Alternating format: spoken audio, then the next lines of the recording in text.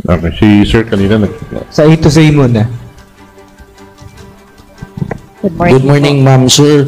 So, tanong ko lang, ma'am, so for clarifications lang natin and for the record, ano po, anong difference na ito, ma'am, tong Kalahi program na ito sa 4Ps and food stub program? Bagamat sabi niyo, ma'am, kailan talaga ito nag-start ito? Bagamat sabi niyo, during the time na President Ramos pa ay meron ng ganitong program. So, could you give us some brief paano talaga ito nag-work into community? At sa provinces lang po ba ito, ma'am, ginagawa? Selected provinces or even though NCR meron po tayo?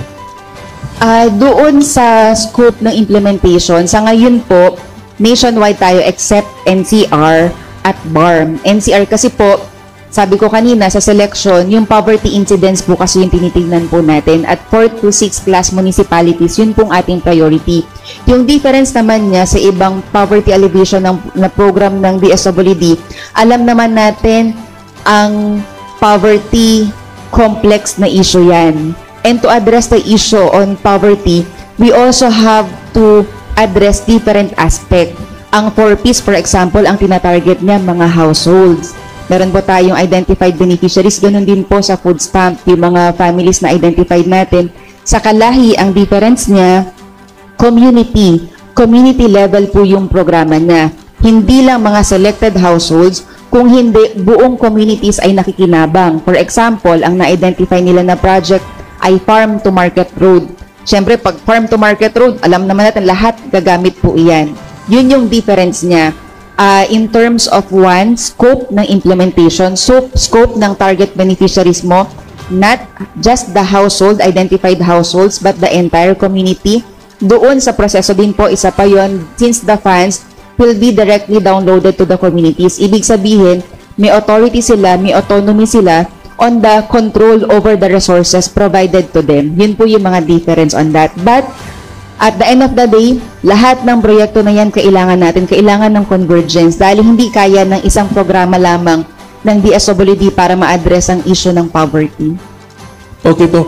Parang ano siya, ma'am, no? Yung itong may project sila, sabi mo, Farm to Market Road, so magiging project. Paano man babayaran yung community doon? Paano sila sisweldohan sila doon sa projects na gagawin nila, i-implement nila doon, ma'am? Doon sila parang magkakaroon ng tulong sa kanilang financially?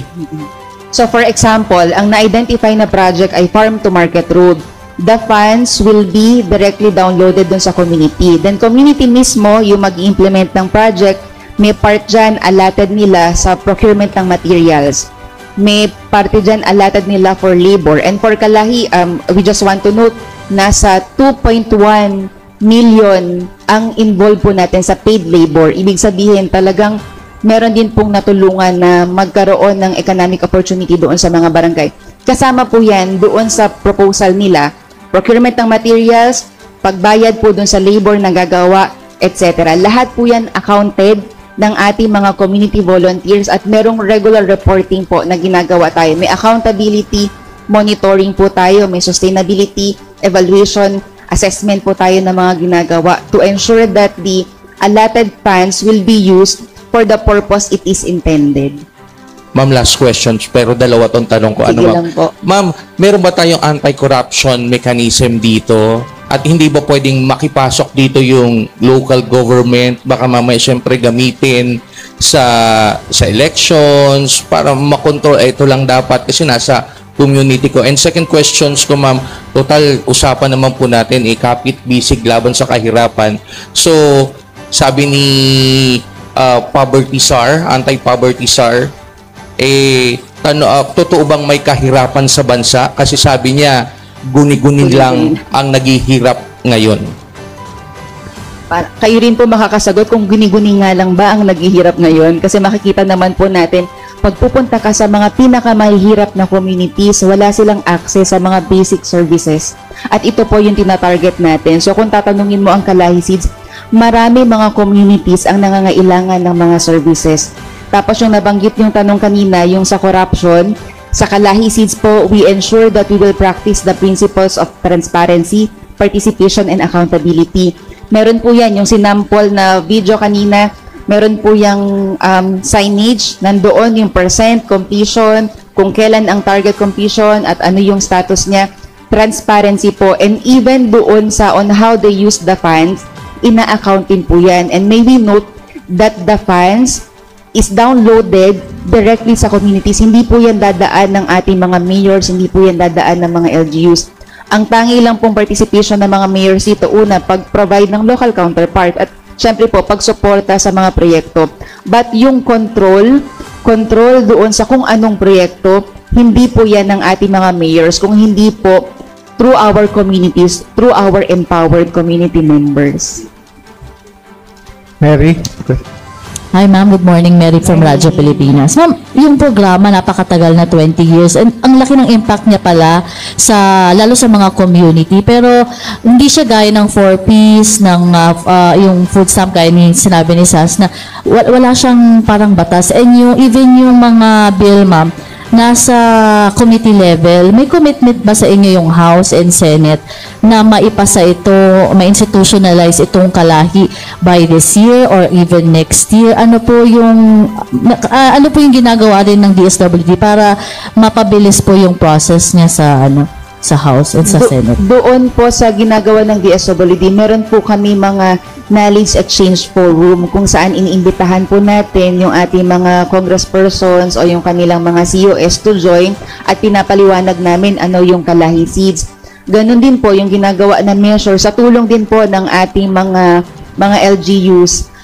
Sila din po, nag-i-issue sila ng mga resolution, one, institutionalizing the CDD approach doon sa kanilang mga municipalities and supporting also the institutionalization of the kalahi.